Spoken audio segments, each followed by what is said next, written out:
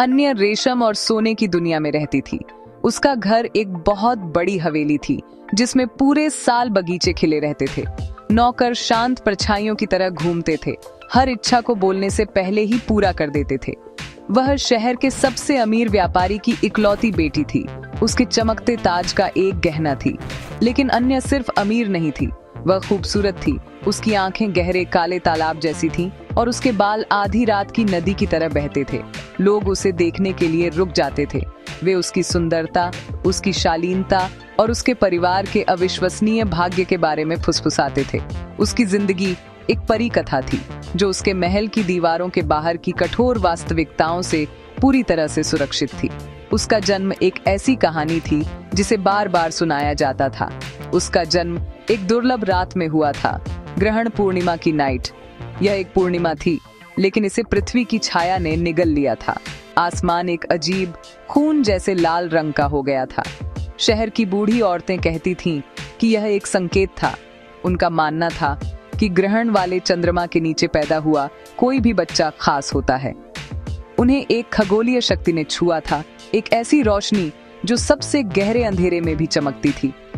अन्य के परिवार ने उसे एक आशीर्वाद के फॉर्म में देखा, टोनिस्क से मिला एक गिफ्ट। उनका मानना था कि वह उन्हें उनकी अपार संपत्ति लाई और उन्हें नुकसान से बचाती थी। वह उनका लकी चार्म थी, उनका चमकता सितारा थी। इस विश्वास के कारण अन्य को बहुत प्यार किया जाता था। उसे सुरक्षित रखा जाता था। उसे कभी भी एक पल का दुख या डर महसूस करने की अनुमति नहीं थी। उसकी दुनिया सावधानी से बनाई गई थी, प्यार और विलासिता से बना एक खूबसूरत केज। वह आम पीपलों के संहासों को नहीं जानती थी। वह सच्चे खतरे का मतलब नहीं समझती थी। उसके खास जन्म की कहानियों ने उसे अद्वितीय महसूस कराया, लेकिन अकेला भी। एक धन्य बच्चे होने का बोझ भारी था। यह एक भूमिका थी जिसे उसे हर दिन निभाना पड़ता था। वह मुस्कुराती थी, वह कोमल थी, वह परफेक्ट थी। लेकिन अंदर ही अंदर उसका एक छोटा सा हिस्सा सोचता था कि उसकी परफेक्ट जिंदगी की ऊंची दीवारों के पार क्या है। शहर हर साल उसका बर्थ दिन एक भव्य सेलिब्रेशन के साथ मनाता था। यह ग्रहण पूर्णिमा की याद हाट आता था, जिस रात वह आई थी। वे दिए जलाते थे और उसके सम्मान में गाने गाते थे। वे उसे आशा और समृद्धि का प्रतीक मानते थे। उनके लिए वह सिर्फ एक लड़की नहीं थी, वह एक जीवित किंवदंती थी, आने वाले अच्छे दिनों का वादा।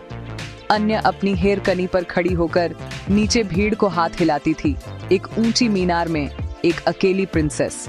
उसे हर कोई प्यार करता था, लेकिन कोई नहीं समझता था। उसे नहीं पता था कि यह बहुत खास गुण जिसने उसे इतना प्यार हार्ट आया था, एक प्राचीन और भयानक बुराई के लिए एक संकेत भी था।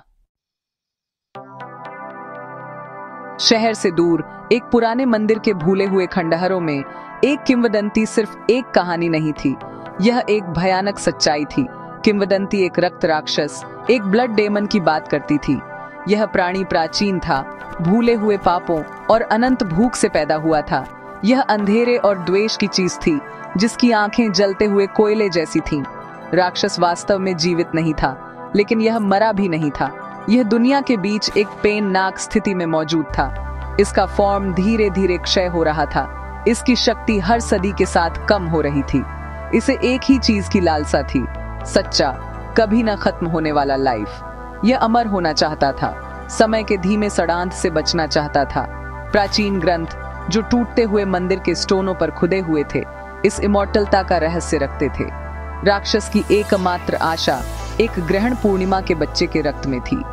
किंवदंतियों का दावा था कि ऐसे व्यक्ति का रक्त जो ग्रहण वाले चंद्रमा की लाल छाया के नीचे पैदा हुआ हो, में एक अद्वितीय शक्ति होती है। यह शुद्ध जीवन शक्ति थी, एक खगोलीय ऊर्जा जो मृत्यु को भी धोखा दे सकती थी। इस रक्त को पीने से राक्षस सिर्फ ठीक नहीं होगा, यह उसे बदल देगा। यह रक्त राक्षस को अनंत यौवन और कल्पना से परे शक्ति प्रदान करेगा। राक्षस सदियों से इंतजार कर रहा था, सितारों को देख रहा था, ऐसी खास आत्मा के जन्म का इंतजार कर रहा था। कई सालों तक राक्षस सोया रहा। उसकी भूख एक हल्की सी पीड़ा थी, लेकिन फिर अन्य का जन्म हुआ। उसका जन्म इतनी जोर से मनाया गया, शांत अंधेरे में एक तुरही की आवाज जैसा था। इसने रक्त राक्षस को उसकी लंबी सिंबलशा से जगा दिया। राक्षस उसकी उपस्थिति महसूस कर सकता था, दूर से एक चमकदार लाइट। वह लगभग उसकी नसों में शक्ति का स्वाद ले सकता था। इस विचार ने प्राणी को पागल कर दिया। उसकी भूख अब हल्की सी पीड़ा नहीं थी, यह एक रोड़ती हुई आग थी। वह अपने खंडहरों से हिलने लगा। उसका शैडोवी फॉर्म धीरे धीरे ताकत हासिल कर रहा था, अपने उद्धार की गंध की ओर खिंचा चला आ रहा था। शहर की खुशी राक्षस के शिकार शुरू करने का संकेत था।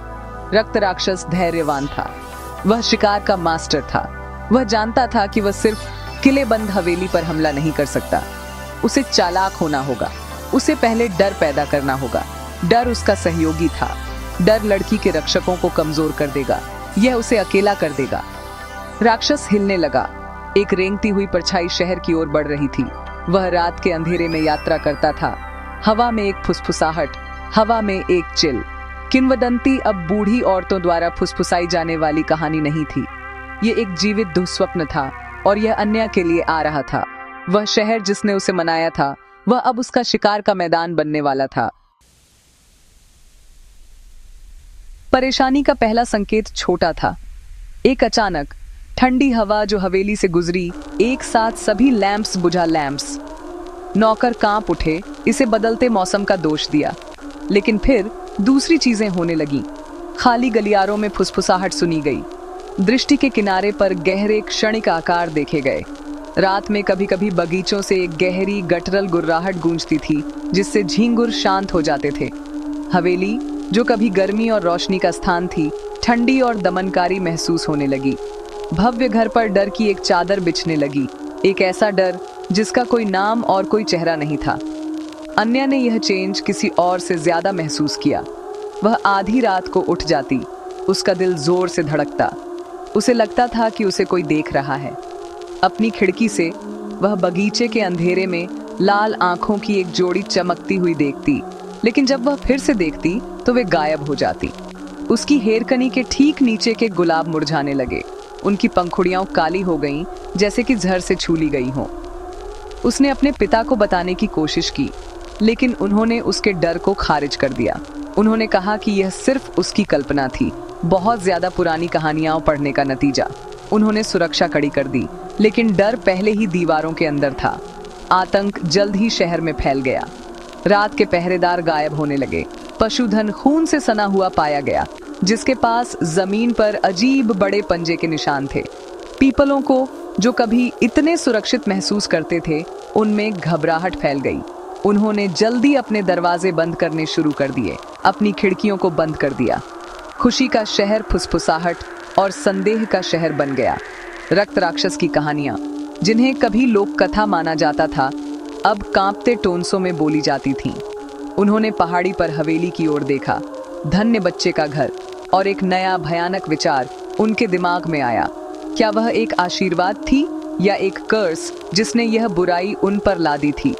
हवेली के अंदर अन्य फंसी हुई थी। डर उसका लगातार साथी था। वह राक्षस की उपस्थिति हर जगह महसूस कर सकती थी। यह उसकी गर्दन पर ठंडी हवा में था, उसके दरवाजे के नीचे की अनजानी परछाइयों में, घर पर छा जाने वाली भयानक चुप्पी में। उसे एहसास हुआ कि उसके परिवार की संपत्ति और उसके पिता के गार्ड इस दुश्मन के खिलाफ बेकार थे। यह दुःस्वप्न का प्राणी था और यह उसका शिकार कर रहा था। खूबसूरत सुरक्षित लड़की अब शिकार थी। परी कथा खत्म हो गई थी। एक फियरावनी कहानी शुरू हो गई थी और वह उसके केंद्र में थी। वह अकेली थी और वह फिरी हुई थी। एक रात राक्षस बहादुर हो गया। अन्य अपने कमरे में थी, पढ़ने की कोशिश कर रही थी। तभी खिड़की एक जोरदार धमाके के साथ खुल गई। एक मॉन्स्ट्री शैडोवी फॉर्म फ्रेम में भर गया। वह विशाल था, उसके लंबे अंग और पंजे पत्थर पर खरोंच रहे थे। उसकी आंखें एक लाल हंगरी रोशनी से जल रही थीं, सीधे उस पर टिकी हुई थीं। एक पल के लिए अन्य जम गई, पूर्ण आतंक से लकवाग्रस्त हो गई। ये वही था, दुःस्वप्न वास्तविक था और वह उसके लिए आया था। उसका गला सूख गया था, वह चीख नहीं सकती थी। सारी सुरक्षा, सारा प्यार, सारी दीवारें और गार्ड कुछ भी नहीं थे। उस पल में वह और राक्षस ही थे। जैसे ही रक्त राक्षस कमरे में रेंगने लगा, अन्य के अंदर कुछ बदल गया। वह लगातार डर में जी रही थी, जिसने उसे एक ब्रेकिंग पॉइंट तक धकेल दिया था। लेकिन टूटने के बजाय उसे एक नई ताकत मिली। यह एक घिरे हुए जानवर का गुस्सा था। वह ऐसे नहीं मरेगी। वह एक फियरावनी कहानी में एक असहाय शिकार नहीं बनेगी। उसका खास जन्म एक कर्स नहीं था, यह शक्ति का स्रोत था। किंवदंतियों का कहना था कि उसका खून जीवन था, लेकिन उसकी आत्मा आग थी। उसने अपनी मेज से एक भारी चांदी का मोमबत्ती दान पकड़ा। उसका हाथ कांप रहा था, लेकिन उसका निश्चय दृढ़ था। वह अब सिर्फ एक अमीर लड़की नहीं थी, वह एक योद्धा थी। राक्षस ने हमला किया।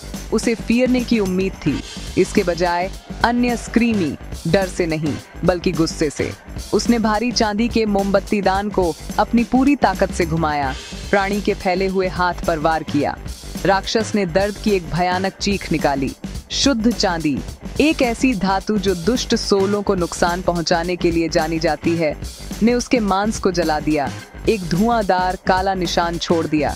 वह पीछे हट गया, उसके अवज्ञा से हैरान था। उसकी हिचकिचाहट को देखकर अन्य रुकी नहीं। उसे पुरानी कहानियां याद आईं, वे जो एक प्राणी के सच्चे स्व को दर्शाने वाले दर्पणों के बारे में थीं। उसने अपना बड़ा वैनिटी मिरर राक्षस की ओर धकेला। राक्षस ने अपना ही भयंकर क्षय होता हुआ फॉर्म देखा और दर्द और आत्मघृणा में दहाड़ उठा। चांदी के जलने से अंधा और अपनी ही प्रतिबिंब से भयभीत होकर राक्षस पीछे हट गया, खिड़की से बाहर निकल गया और रात में गायब हो गया। अन्य फर्श पर गिर पड़ी, भारी सांस ले रही थी। मोमबत्ती दान अभी भी उसके हाथ में था। उसने यह कर दिखाया था। उसने राक्षस का सामना किया था और उसे वापस भगा दिया था।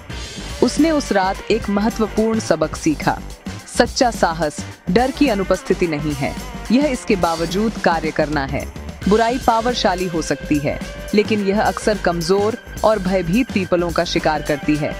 जब अप्रत्याशित बहादुरी और कनिंगी का सामना करना पड़ता है, तो सबसे अंधेरे राक्षस भी उन परछाइयों में वापस लौटने के लिए मजबूर हो सकते हैं, जहां से वे आए थे।